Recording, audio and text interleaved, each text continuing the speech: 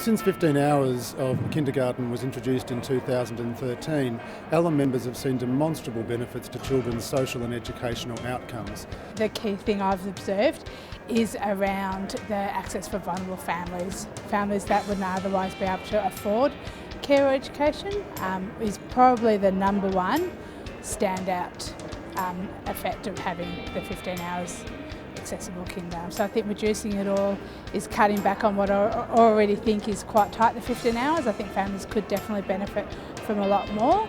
If the federal government withdraws the 15 hours, it would be a disaster. We have spent years trying to plan for the extra 3 hours, so it would impact on services and families and, of course, children.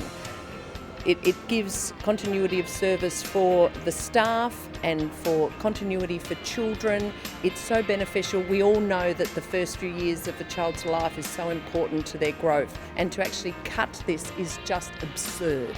In particular, what we saw in Queensland when there was both an expansion of preschool and the increase to 15 hours of care was a direct change in the results for children on the Australian Early Development Census.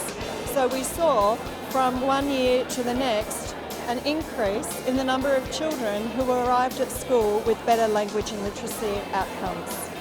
Look, the reduction in 15 hours, I'll leave the experts to talk about that, what that means for the child and the family, but let me talk to you about what it means from the perspective of my organisation. This is an organisation which is facing many challenges, and in the meantime we're trying to plan long term. Unless we can commit in a meaningful way over an extended period, we cannot do the basic work we need to do with developing up our staff to improve the quality of the education that they provide. It takes time to engage with staff. It takes time for them to skill up to what is an increasingly demanding service. And rightly so demanding, because our parents should be asking us to do more. And we're simply not doing enough as it is now, so reducing it just creates greater uncertainty for the families. It creates greater uncertainty for us as an organisation, and it disengages our educators. The educators must be able to have some certainty. This is a career. It is not a year-by-year proposition. This is a long-term career. We want them to invest over the long term, not just for the next 12 months, not for the next 24 months. And that's where we're at the moment. Our time horizon is 24 months. That's simply not acceptable for both ourselves and for our educators, let alone for the children who will be accessing our services, not just today, but in 5 or 10 years' time.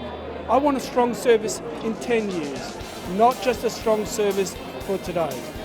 If the federal government does not commit to funding 15 hours beyond 2017, we're very concerned principally about those impacts on children. We're also very concerned about the impacts on parents and families in terms of increased fees, and we're very concerned about the incomes on educators in terms of having insecure employment beyond 2017.